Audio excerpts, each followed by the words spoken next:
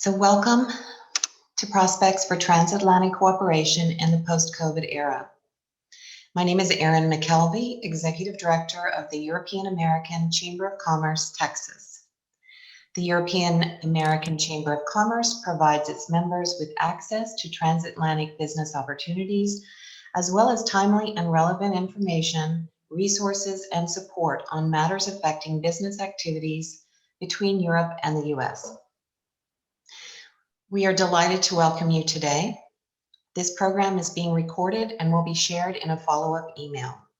If you have a question for our speaker, please use the chat feature at the bottom of your screen.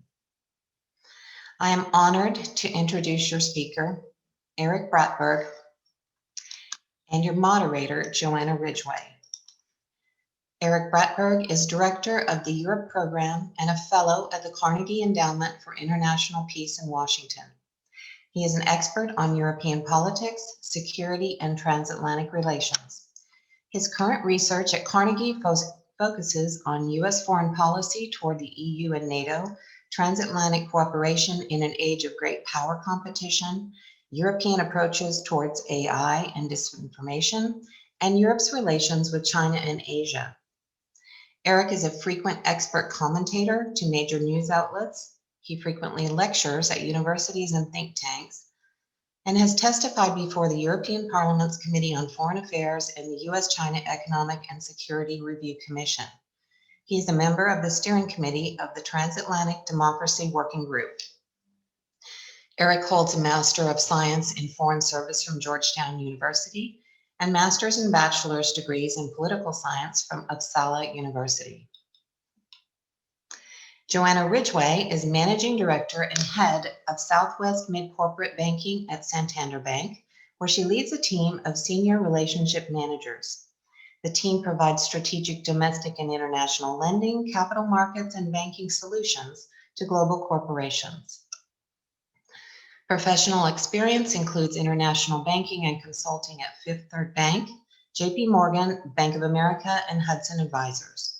Joanna is the co-founder of June Blunt, a Dallas fiddle duo, which performs Celtic and bluegrass at events and has delivered 2 SMU TEDx talks on the evolution of American fiddle styles. Joanna is a German Marshall Fund Marshall Memorial Fellow, a committed community volunteer, and serves as a board member at Jubilee Center, Dallas Committee on Foreign Relations, World Affairs Council of DFW, and the Texas Lyceum. She is also a member of the Texas Women's Foundation Economic Leadership Council. Joanna earned a BA in Business Administration from Rhodes College. And with that, I will hand the program over to you, Joanna. Thank you, Erin, for the warm introduction, and thank you all for being here today. I hope you all join EACC Texas. It's going to be a great collaboration of business community and the European fellows. Eric, thank you so much for giving us your time today. Wanted to get started with you just laying the groundwork and giving us some background on where the transatlantic relationship sits today, especially given the transition to a new administration, the opportunities and maybe challenges to the transatlantic relationship. I'll pass it to you. Sure. Well, thank you so much, Joanna, and thank you, Erin, for that kind introduction, and also congratulations on EACC Texas, and it's really an honor to be kind of, I guess, your inaugural speaker and to be with all of you here today. But I think it's also a really timely moment to have this conversation. We're, as Joanna mentioned, we're about over 100 days into a new US administration. We're also a month out from 3 important summits in June, bringing together President Biden and European leaders at the G7 in London, and then at the NATO and the EU-US summits. So I think it's a good opportunity to kind of take stock where we are and where we're going in this relationship, and then maybe in the conversations, because I'm very much looking forward to also hearing from all of you. We can discuss other issues related to how Europe is doing coming out of COVID, the upcoming political season in countries like Germany and France, and of course the Brexit issue. But let me start with sort of the big picture and my sort of big main point, which is that transatlantic relations are back on a very good track. I think we've seen from the new Biden team very active engagement from day one to Europe, reaching out diplomatically, creating a good atmosphere in the relationships. And I think that has been very welcome from the European side. The level of US engagement, the level of US messaging has been very positive. That said, kickstarting cooperation and actually making tangible progress, I think, has still been a little bit slow. This could, of course, be due to the impact of COVID, difficult to have one-on-one diplomatic meetings. The appointments and some of the new officials going into the administration has been slow. And I think some Europeans have maybe some diplomatic scars from the past 4 years and are a little bit sort of reluctant to fully embrace Washington again. So what that means is that as we look at the transatlantic agenda, there are a lot of difficult issues that are still unresolved. And I think with the election season in Europe, in Germany in September, France next year, but also with the US midterms next year, I think it's really important that we take advantage of this window of opportunity that this new positive atmosphere in the relationship provides to really make sure that we address both fixing problems that maybe have been inherited from the previous administration, resolve sort of deep, long-standing problems in the relationship, but also tap into new opportunities and kind of reinvent the agenda going forward. And I think that these summits in June will be a really important opportunity to do so. So if I may just kind of quickly go through what I think might be some of the issues that we could discuss. Trade, climate, China, and technology. What I would like to do is give you a little bit of a kind of a scorecard of where things stand, where progress has been made, where sticking points remain, and where future opportunities lie. So starting with the trade piece, on my scorecard, I would give the trade piece a C grade so far. Obviously, there were a lot of difficult issues inherited from the previous administration. I think no one on either side of the Atlantic had any major expectation that we would see any significant transformative trade agenda in the near future. Certainly no going back to the good old days of negotiating TTIP like under the Obama administration. That said, I do think there's scope for isolated progress here. Sectoral agreements, lowering some of the non-tariff trade barriers, maybe agreements in the service sectors, setting tech standards, those kind of things could all be within reach. But I think in order to get there, we have to unlock some of the remaining difficulties on the trade agenda, starting with resolving the 232 steel and aluminum tariffs that the current administration still have kept in place. The EU has said that it will retaliate by doubling its own counter tariffs by June 1, unless these are removed. So there's a risk that we could have a tit for tat kind of tariff war only weeks before the EU-US summits. That would be very bad for the trade agenda. The Airbus-Boeing piece, and I know we have representatives from Airbus with us. A long-standing WTO trade dispute is currently put on a temporary pause, which was a very good thing. But I think there's obviously a need to resolve this because it's such a long-standing issue. I think there's also, when you talk to both sides, but I talk to European officials, and I think they are a little bit worried about some of the protectionist signals that they've seen from the US in recent years continuing under the Biden administration. When they hear Biden talk about Buy America, it signals that the public procurement market in the US could be sort of closed for European companies. I think they were also concerned maybe about the unilateral US decision to waive the IP rights for some of the vaccines, which of course, will affect European pharma companies as well.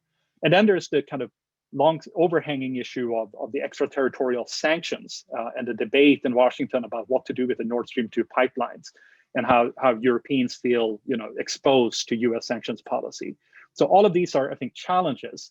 At the same time, I think the tone from the new USTR, Catherine Tai, has been very positive. I think there's a need to relaunch the EU-US trade dialogue and also use the G7 summit in June to also relaunch conversations between not only the US and the EU, but also Japan on reforming the World Trade Organization to address issues related to Chinese illegal subsidies and unfair market practices, working on supply chain issues and those sort of things. So I think early days, I think there's still scope for progress, but I think we need to keep our expectations kind of intact for the trade area. Climate, I would rank a B+.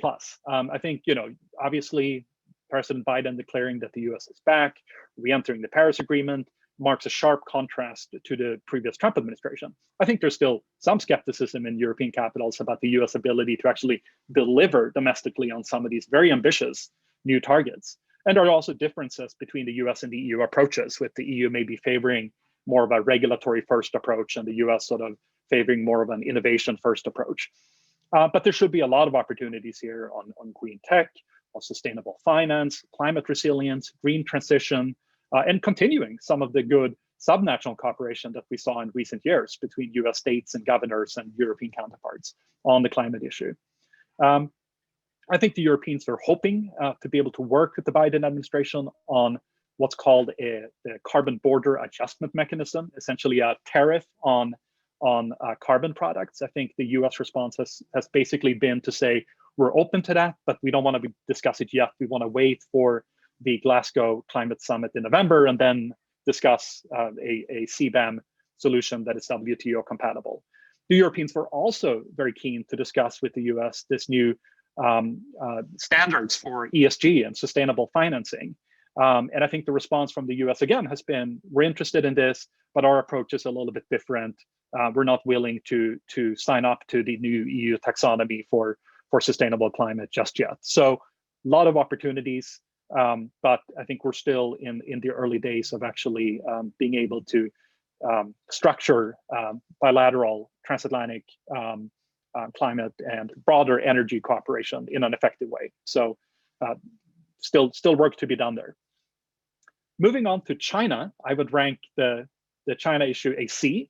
I think obviously China has become, in the past couple of years, one of the top issues on the transatlantic agenda. There's a lot of continuity in terms of the US policy towards China between the Trump and the Biden administrations. I think the Biden team had hoped to essentially enlist Europeans to kind of join the US in taking a sort of tougher approach towards China. But I think so far, when you talk to people in the Biden administration, they're somewhat disappointed in the European response. They hear a lot of reluctance, especially from Berlin, in terms of signing up to an agenda to sort of take China on collectively.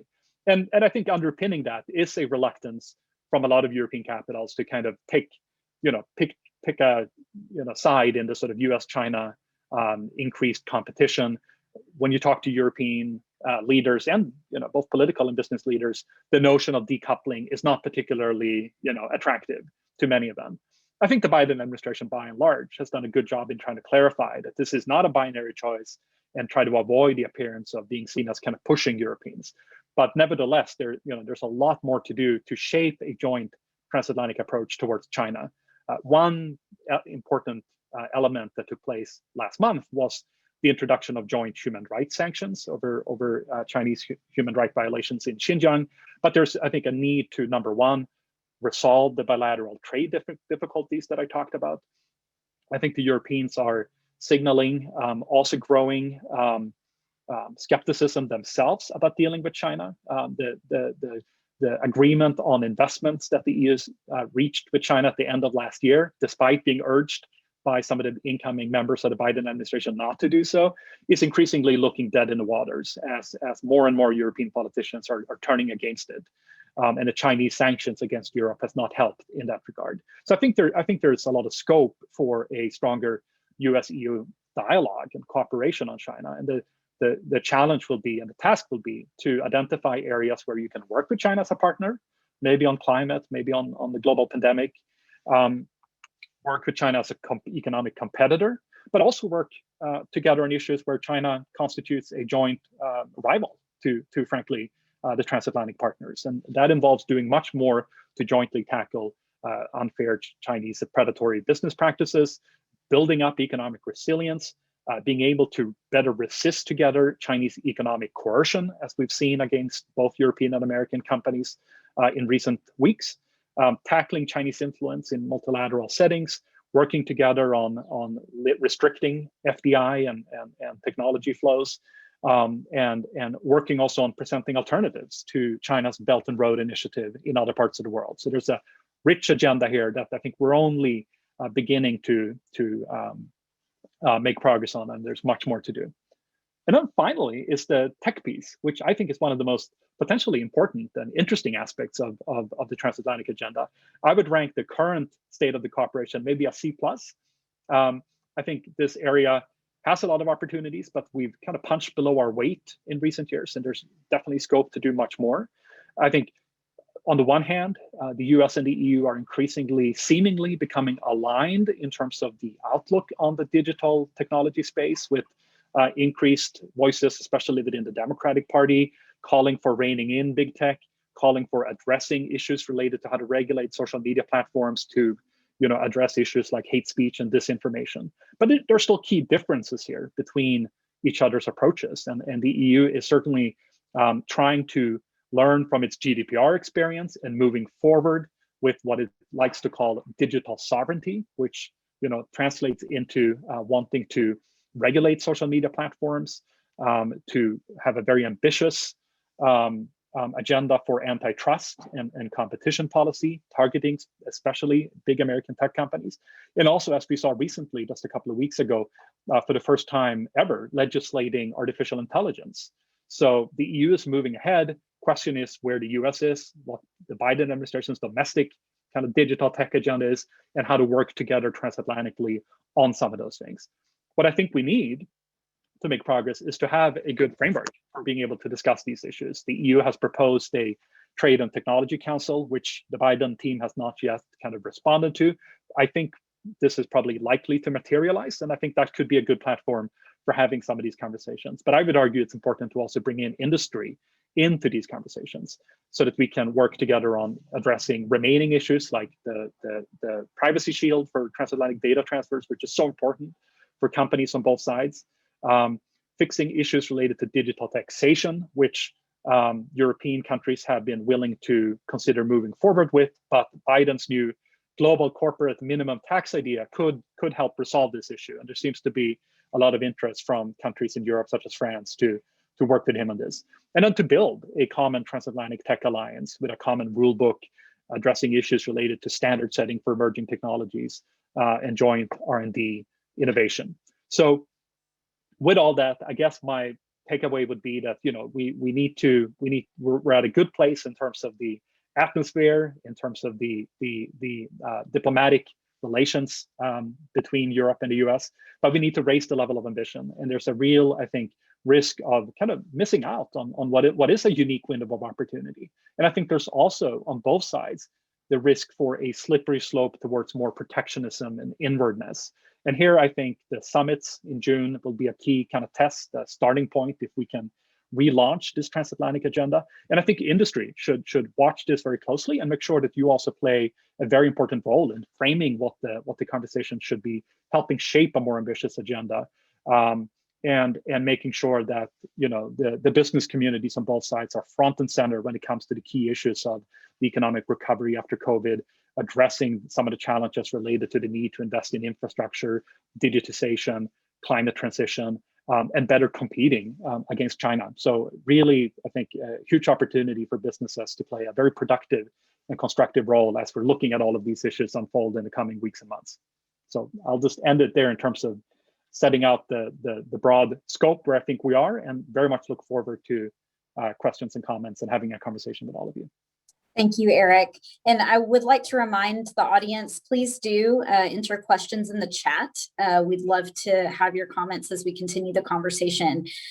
Eric, all of the items you mentioned, we could have a more than hour overview of each one, but just to dive into a few, can you speak to how you're seeing the corporate and business environment being involved in drafting regulation and policy in Europe? I think in the US, we clearly see lobbying activity and a pretty strong driver to policies, but really would welcome your view and help us understand how that conversation progresses in Europe. Sure, I think it's a great question. I think in many ways, given the EU's growing role and competencies across a lot of policy domains, I think Brussels has really become the lobbying center in Europe. And in many ways, replicating the type of lobbying and business influence that we see in Washington is now taking place at the European level in Brussels. And Brexit in many ways hasn't really affected that, given simply the size of the European single market. Decisions that are made in Brussels have an impact for all of Europe, and increasingly, as we've seen with the so-called Brussels effect, has a global impact. When the EU sets data privacy standards, when the EU sets climate standards, that has global implications, including for companies based in the United States. And I think you've seen the business community increasingly reorient itself and focusing efforts on influencing policy processes in Brussels. Of course, it's a different dynamics. The European Parliament is not the US Capitol in terms of ability to set legislation.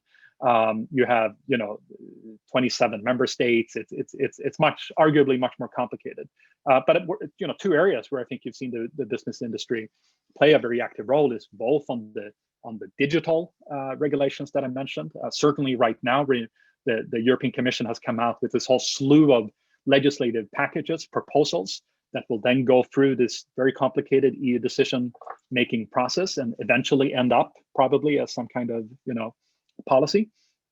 And there's a lot of industry activities taking place to influence this, both on what I mentioned, the Digital Single Markets Act, which is about regulating online platforms, but even more so, I think, from this the Markets Act that deals with the antitrust issues and the competition issues. Sorry, the first one is the DSA, the Digital Services Act, and the second one is the Digital Markets Act. There you're seeing companies, especially big American tech companies that will be affected by this, play a very active role. The other area that you've seen a lot of industry influence is on the climate and the sustainability issues. I mean, what I mentioned about this taxonomy for sustainable finance has been very much shaped by companies, including the fossil industry and companies that have stakes in this, that want to make sure that these new sustainable finance regulations are not discriminatory or doesn't create an unfair, competition for European companies vis-a-vis global competitors and so forth. So I think, my short answer would be that there is a lot of activity, and as the EU is becoming increasingly influential across a lot of policy debates, I expect that to continue. I think in the business community, what I'm hearing from some clients is a concern over, especially on the digital regulation side, could some of those regulations hinder the ability to be competitive when we're dealing with China? What would you respond to that, and how has Europe, incorporated that concern? Yeah, I think it's a great point. The risk that Europe is over-regulating or taking a regulatory first approach is obviously there. And in some ways, I think that is by design. The European Commission is a regulatory body. That's what it does. It protects and regulates the single market. And it's increasingly trying to do that in new areas such as digital. And it's increasingly trying to do so to protect the European single market from unfair competition from China by restricting the ability of state subsidized entities from participating in the European market, or winning tenders and contracts on the public procurement market, by restricting FDI flows when it's directed from state operated companies, and so on and so forth, making it much more difficult for countries like China to exploit the European single market. I think on your point about the technology area is really important, because I think when you look at, and I've spent a lot of time looking at Europe's digital and technology competitiveness, especially vis-a-vis the US and China, and when you look at it, Europe is clearly behind. The leading tech companies are almost exclusively American and Chinese, with very few European companies in the top 100 list, despite having a very strong R&D base, despite having excellent universities and research institutes, despite having a lot of startups in innovation. I think the problem is that Europe hasn't been able to build a digital single market to really grow and be able to utilize the scale that the single market provides, and allow for greater flows of capital within Europe to be able to build and commercialize solutions that are being developed in Europe. So instead, you're seeing a lot of promising European startups get bought up by Silicon Valley firms, and they move across the Atlantic. So I think it is one thing for Europeans to wanting to regulate the digital sector. That's understandable. It has to do with citizens' rights and real concerns about things like disinformation. But at the same time, and data privacy, of course, but at the same time, I think there's also a need, and I think that's been the missing piece from the European approach, to kind of also build up a indigenous tech sector in a way that's not protectionist, in a way that promotes R&D, that breaks down barriers for digital cooperation and invests in long-term competitiveness. And I think that some countries are more competitive than others, but it needs to happen at the European level. And I think there's signs that with the economic recovery package that the EU passed, which is almost 800 billion euros, with those type of investments, there are opportunities for Europe to catch up. But ultimately, I would argue that it's not enough for Europe to double down on digital sovereignty and just trying to sort of go its own way somewhere between the US and China. I would argue that we also need a much more of a transatlantic joint digital economy and be able to work on this together much more closely. Let's shift, and I appreciate the questions that are coming in from the chat. Please keep them coming. I'm going to incorporate them in the discussion. Let's shift a little bit to upcoming elections, both in Europe and the US. So those shifts in the electorate could have a significant impact on the transatlantic relationship as they drive domestic policy. And we have upcoming elections in Germany and France, and obviously 22 midterms in the US. Can you speak a little to both sides with the understanding that I think Europeans spend a lot of time paying attention to the US elections, but I think maybe what the US public or the American public hopefully will grow into is really looking to the European elections and understanding how big of an impact they can have. So can you speak a little bit to those upcoming elections and what we could expect or potential outcomes? Sure, and I think to me the key point is that we're seeing challenges to democracy on both sides of the Atlantic, and we're seeing populism and nationalism. It's not just an American phenomenon. Obviously, it's taking place in Europe as well. And of course, Europeans have been following American politics very closely in recent years. But I think, to your point, I think looking at the political calendar with key elections in Germany in September, in France, but also other elections coming up across the board. There are good reasons to pay close attention to this. I think in many ways, regardless of the outcomes of these elections, I think what it means in terms of the European agenda is that very little will get done between this summer and probably sometime way into mid-2022 when we're getting into the midterm season here in the US. And I think that has implications for the transatlantic agenda. So that's why, again, I think these summits this summer are so key, not just to resolve all the issues, but also to set out this kind of ambitious transatlantic agenda for the next couple of years, because we're not going to have the opportunity to do so otherwise. Everyone's going to become so inward focused. The German election will obviously have big impacts. It is expected that the Green Party will participate to some extent in the next government, maybe even as the leading party and getting the chancellorship. That would have big implications. It's a party that has moved a long way from being sort of a more of an environmental fringe party to becoming much more of a mainstream party, including on trade and economic issues, but obviously with a very strong focus on climate issues, and even on some of the issues that we're currently having a difficulty in working together with Washington and Berlin, such as China. The Green Party has really signaled a willingness to kind of work with the US. So that could be a big difference between them and the current CDU government led by Angela Merkel.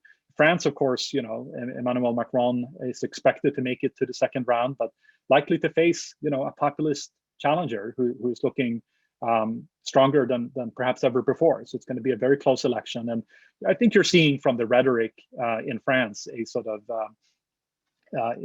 again, some of the very tough language on things like immigration, on religious minorities, and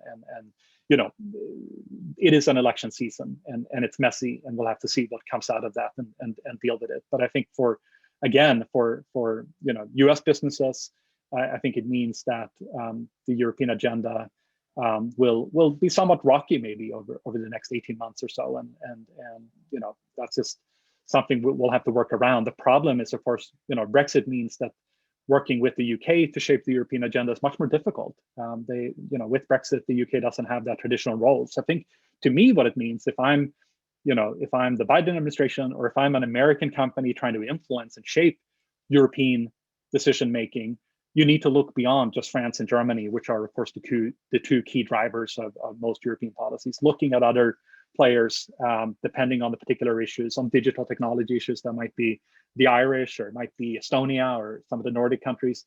Trade policy, it might be the Netherlands, it might be Sweden, and trying to build those coalitions of like-minded stakeholders in Europe in order to impact decisions at the European level. So with the backdrop of these elections and also the recent news about the vaccine IP, that's a pretty significant trade issue, or could be. So how realistic do you feel it is that the transatlantic agenda gets accomplished, the key things that are critical to be established in June?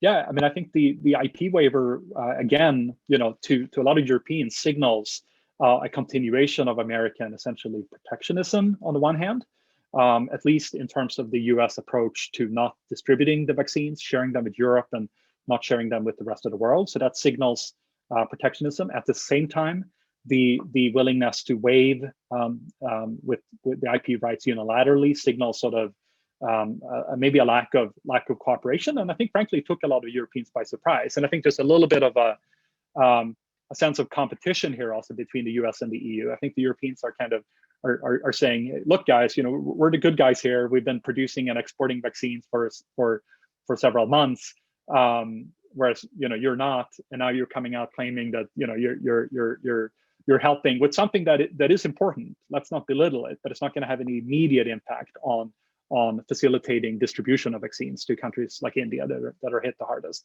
So I think it's an example. Maybe to me, I wouldn't read too much into it. I think it's maybe also just a factor of COVID makes diplomatic back and forth very difficult, and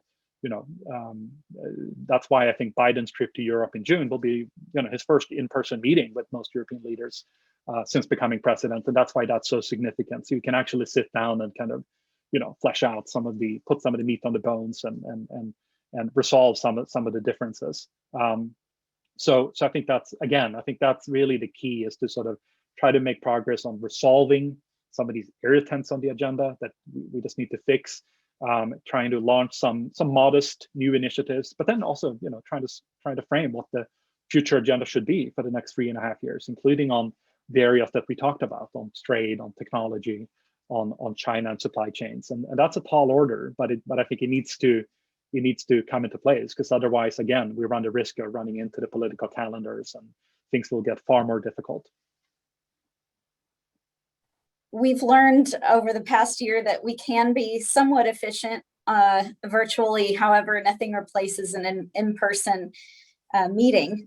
So we have a great question from the chat on how critical is it in your view that the EU and US agree on mutual travel permissions for vaccinated citizens, and what do you expect to happen in this space? Obviously, that it's become somewhat of there's some people that have a number of concerns about vaccinations, so they've been declining, especially in places like where I live in Texas. And then also, I know particularly in France, for example, I think there's a pretty low vaccination rate, despite maybe access to some. So would love your thoughts on how that can shape and really affect the rebounding of the global economy.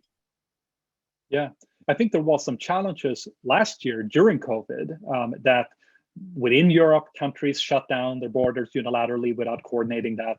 The whole Schengen arrangement kind of almost collapsed on its heels by each country going their own way. And then we saw the same thing transatlantically, both sides kind of closing their borders for each other. And we didn't really have any effective cooperation really on addressing this issue for a long time. I'm more optimistic on this front. I think the signals that I'm picking up are pretty positive. It looks like there are real conversations taking place between US and European officials to try to align these travel restrictions to make sure that at least people who are vaccinated and have documented proof of that will be allowed in.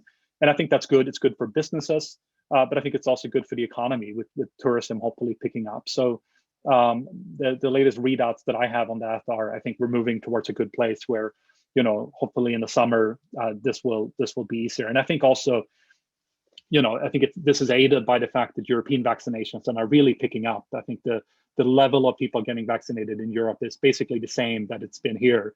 So it's very positive news. And it looks, even though unfortunately the European vaccination scheme was delayed, at least compared to the US and the UK, it looks like by midsummer, by July, August, they should basically be at the same place where a large share of the population, especially the vulnerable groups in the population, have been vaccinated, which again should facilitate and make it easier for those travel restrictions to really come down, and for transatlantic traveling to pick up again.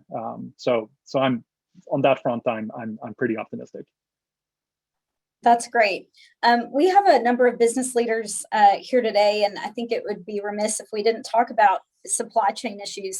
I know a number of my clients certainly experienced challenges bringing things in from China, just a whole delay at the beginning of COVID before we realized it was a real global issue. And just would be interested in your thoughts on maybe a great question from Ruth Barron here is what countries and industries are poised to lead the charge, maybe change? And also, could this present an opportunity for more collaboration with EU and the US? Because I think as our medical industry found, we were reliant on a just-in-time or ready-to-print supply chain instead of having an inventory available of equipment. So just appreciate your comments on that. No, I think it's a great question. And I think this really ought to be also a joint issue, a joint transatlantic response to supply chain resilience. And I think it would be a huge mistake if this is another area where kind of both sides take a protectionist approach and we actually see a reduction in commercial integration between the US and Europe. I think we've all learned a lot of lessons, certainly during COVID, about the challenges associated with dependencies on these critical supply chains from places like China. And I think so far a lot of the attention has been paid to the medical supply chains and everything that goes into that. But I think you're also seeing, at least in Europe, but also here in the US, a much broader sense that we need to work towards supply chain resilience in critical sectors. The Europeans came out the other day with a long list of what they outlined as critical sectors that needs to be protected. Everything from technology to space to telecom and so on and so forth, a long laundry list. Similar efforts are taking place here in the US, which of course has more extensive regulatory measures in place also to deal with restrictions related to imports and exports from countries like China than the EU does, although the EU is also toughening up their own similar regulatory frameworks. So I think there's obviously, this is going to be one of the big areas going forward. And I think we've seen efforts done by the Biden administration to deal with some of its Asian partners like Japan and other Asian countries as part of the Quad framework with Australia and India to work towards supply chain resilience. And when the Japanese Prime Minister was here in Washington a couple of weeks ago, that was one of the big topics and one of the big deliverables that the two leaders announced. I think we have yet to see a similar such initiatives between the US and Europe. So that could be something to watch for as one of the potential deliverables for a summit in June. I've heard from European diplomatic sources that they are engaged in conversations with the US on the supply chain issue. But it's a complex issue, and it touches so many sectors and so many different agencies are involved that it really is a tricky issue. And again, I think it's an area where it's very important that the business sector is also involved, because while there is a need for national security purposes to make sure that we're not dependent on countries like China for those critical supply chains, at the same time, is the notion of complete decoupling realistic or attractive? And if not, what is the scope that we should realistically be pursuing? And I think the business community there could play a very important role in both educating policymakers, but also proposing solutions for dealing with this. And I think my last point would be in the European debates, again, the notion of decoupling is not very popular. Instead, you hear a lot of people talking about the notion of diversification, that you need to reduce dependence on a single source. You need to diversify your suppliers. And I think there's a hope that maybe it's not about reshoring production back to Europe itself, but it's about having production that's closer to Europe, maybe in the Middle East and in Eastern Europe, in the Balkans. And that through that, you can lower your risk exposure in terms of supply chain risk, but you can also use that as an opportunity to promote economic growth in some of those regions around Europe that are economically vulnerable. So that's, I think, what the Europeans are hoping for. But how you do so, and how you as the government put in place those type of regulations, but also offer incentives. That's a whole other ballgame that I think we're only scratching the surface on. We have a great question specific to Texas. So we all know that Texas, if it were evaluated separately from the US, would be one of the strongest top 10 economies in the world. So how would you advise Texas business leaders on engaging with Europe or continuing to engage with Europe? Because we know Texas is one of the #1 states for foreign direct investment, especially from Europe. So appreciate your thoughts on, Texas may be viewing itself as a member state and connecting with Europe. I think I think Texas has a very strong case to make, and I think maybe the view from across the Atlantic is somewhat outdated. I think what you should point out to your European friends and colleagues is that you have one of the best business environments in the country. Companies are moving to Texas because it's a good place to operate. You've also made a lot of, despite being known for being sort of an oil producing and an energy state, you made a lot of progress on green transition. You've invested in wind and solar. And through those investments, probably, I assume, have had a big impact also on reducing CO2 emissions. I think you have a great story to tell, that there's a new Texas emerging that's an attractive destination for Europeans, and where companies can work together on technology and on sustainable solutions that will drive the economy going forward. So I think you have a very strong case to make, and I think a lot of Europeans would be surprised when they hear that, and would be very interested in learning more. And I think those type of subnational types of cooperation are so important. The transatlantic relationship cannot just be a relationship between Washington and Brussels, or Washington and Berlin and Paris. It needs to be between the states and the business communities. It's probably the most integrated aspect of the transatlantic relationship that there is. So I think we constantly need to make that point, and we need to keep working on also improving this relationship beyond the Beltway, and making sure. And that's why I think the work that you're doing with EACC in Texas is so important. Also making sure that we help Texans understand how beneficial trade with Europe is, and how many jobs that support in Texas. I think we learned the lessons from TTIP. While I'm in favor of, I think it'd be great if we had a transatlantic free trade agreement, I don't think it's politically very realistic, given where politics is on both sides of the Atlantic about free trade at the moment. But I think we've learned a lesson that we really need to work on messaging, and we actively need to promote trade at a time when on both sides of the Atlantic, politicians are increasingly, being skeptical about free trade and toying with protectionist ideas. I think the business community can make a strong case to defend why, actually lowering trade barriers across the Atlantic is a good thing for American and European, workers and consumers, right? And I think Texas has a good story to tell in that regard. So maybe we'll look to Texas to be one of the world's superpowers eventually. And that leads to a great question from the audience, that you mentioned the Belt and Road Initiative earlier, that China continues to invest in globally, which is really in the past discussions I've attended specifically on China, they really just have this long-term vision that is a long-term strategy that could really we could wake up and there's kind of a more significant competition and hold China has around the world.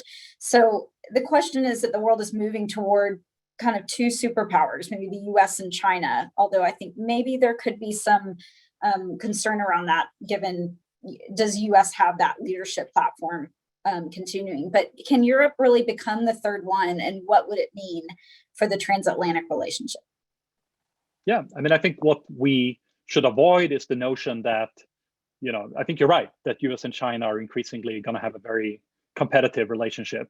I think we should avoid the notion that Europe can be a third way, or should somehow seek to be what some Europeans like to call equidistant, somewhere between the US and China.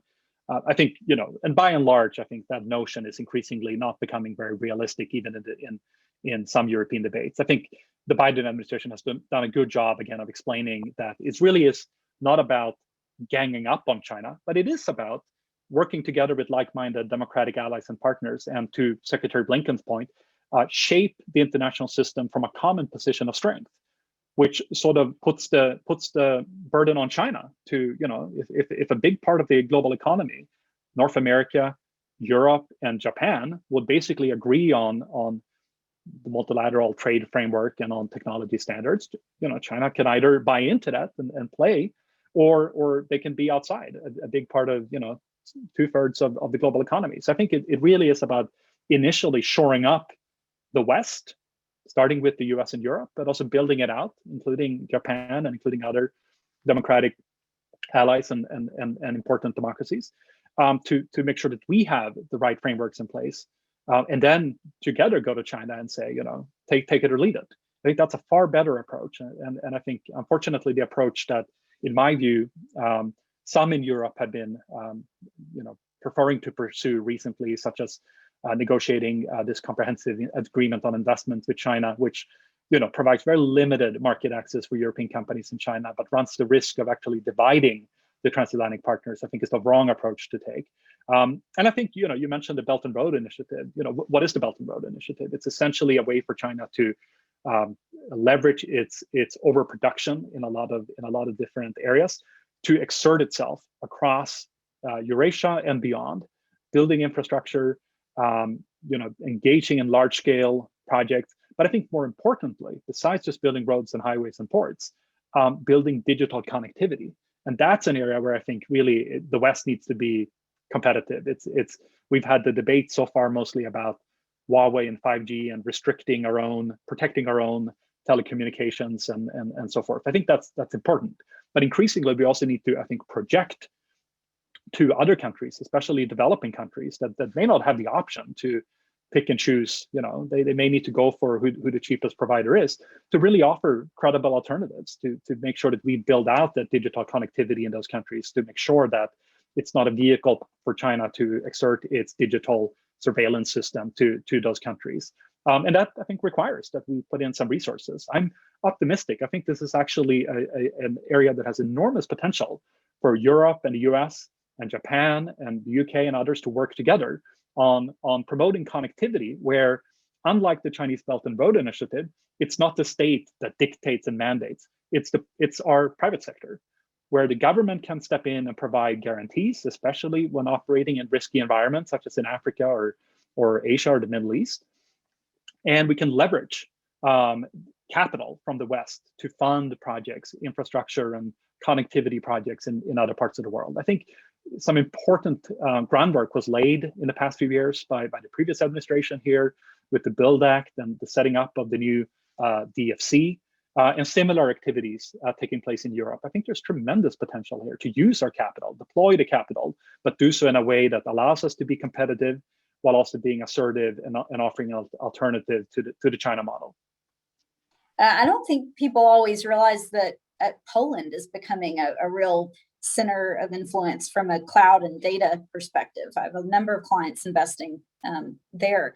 I really like this question from Todd Schwartz about just kind of a game theory exercise. I mean, do you think Biden and the Biden administration can turn Republican ire with big tech to his advantage in advancing a tech agenda with the EU? And I know we've briefly touched on that transatlantic tech question, but I really like that thought exercise. And where do you think, how influential do you think that current environment can be in this discussion? Yeah, I think the US still needs to get its own act together on tech. I think Washington is way behind Europe when it comes to understanding and addressing challenges related to tech. And the Europeans, while pursuing this very strong regulatory approach, at least has developed a lot of expertise and being willing to be the front runner. So Washington is behind and needs to catch up.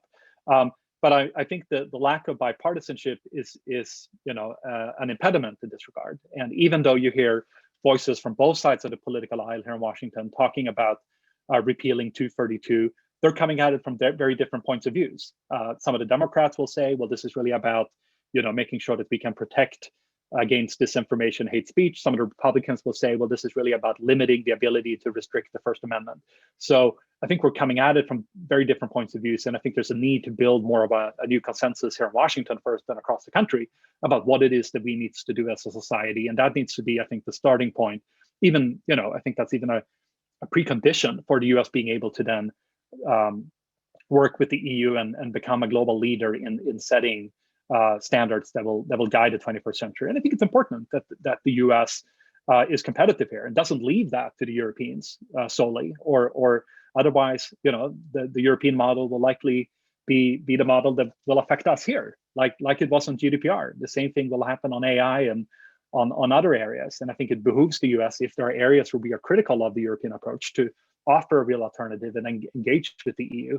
But I don't see, I see some movement on Capitol Hill, and I think there's awareness in the Biden administration that this is an important area, but I think there's still a long learning curve in terms of just developing expertise, legislative expertise, understanding, putting together all these complex frameworks for addressing things like data privacy, where we still don't have a federal data privacy standards. And frankly, some of the states like California and Washington State have been leading, doing their own things, but we need to, I think, harmonize that and have federal guidelines as well. And I think it's very worth reading the report that Eric Schmidt came out with from the National AI Commission a couple of months ago, because it's a very good report about how the US can be competitive in AI and in regulating artificial intelligence, drawing on our strengths. And if you're interested in that topic, I highly recommend it, because it also speaks a lot about how the US should work with its partners and allies, because this is an area, technology is an area where we're in competition with China, but that requires not just having, it's almost the reverse as Europe. Europe has the regulations, but it lacks some of the innovation. The US has all the innovation, but lacks some of the regulations. I think we need to make sure we have all the pieces of that, and then being able to work on that together. So I'll ask one more question and then ask for your closing comments before we pass it to Aaron. This has just been a really exciting conversation, and really appreciate you.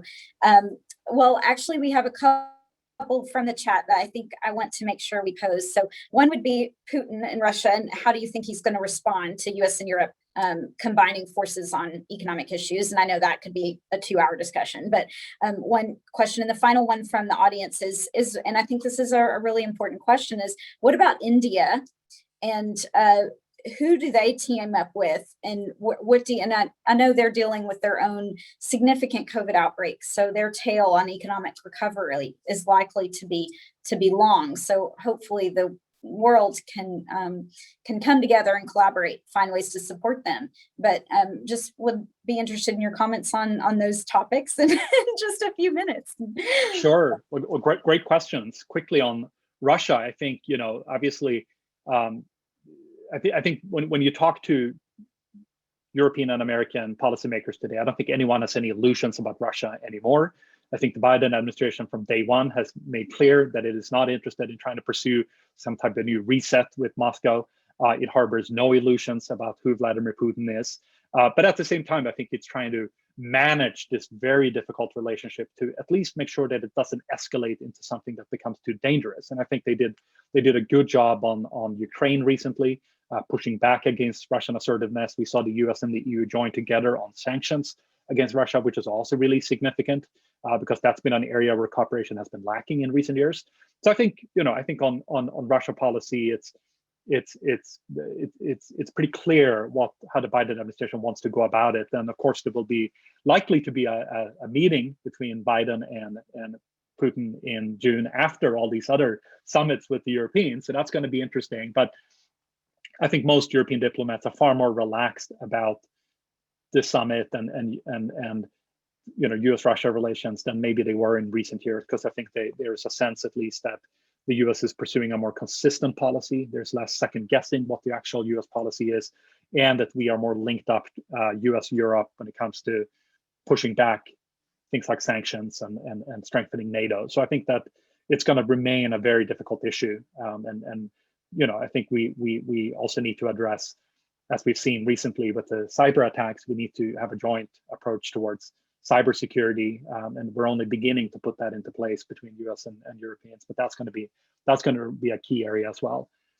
India, excellent point. I think India is really key in this regard, because it's the world's second biggest country, growing economy. I think what we've seen in recent years, starting under the Bush administration, continuing under Obama through Trump, and now continuing under Biden, is a closening of the US-India relationship. And the Biden administration has really engaged India in this Quad framework, which the Trump administration did a good job of advancing together with Australia and Japan. And this is important because I think what's underpinning this is growing Indian concern about China.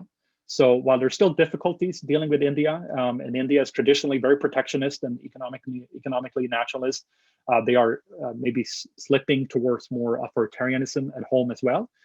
We do have increasingly aligned interests when it comes to China. That provides opportunities both for the US and India to work together, but also for the Europeans and India to work together. And just a couple of days ago, we had an EU-India summit that was very successful. And both the EU and India had a number of areas where they want to work together, including on trade, which of course has been a huge sticking point dealing with India for decades. So I think this relationship has a lot of potential for both the US and Europe to keep growing and cultivating this relationship with India, and making sure that we can translate that into tangible progress.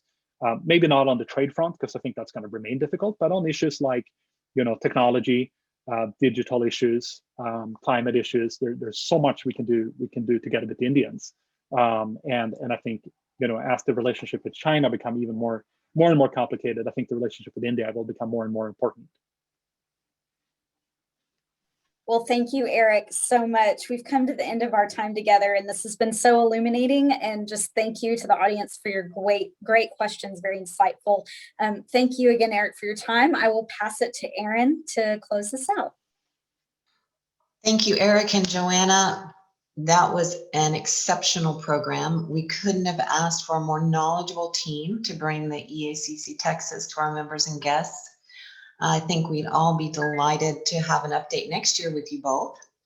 And I'd also like to thank EACC member Carrie Chasopoulos for working with me on this program. It's just been a delight putting this together. If you are an EACC member and would like to be introduced to any of our guests today, please send me an email and I'll be happy to facilitate the introduction. And if you would like to become a member, you may reach out to me or find membership information on the eacctx.com website.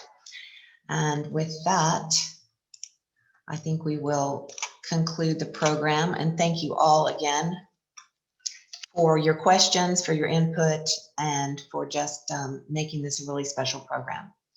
And have a great afternoon and a great rest of the week.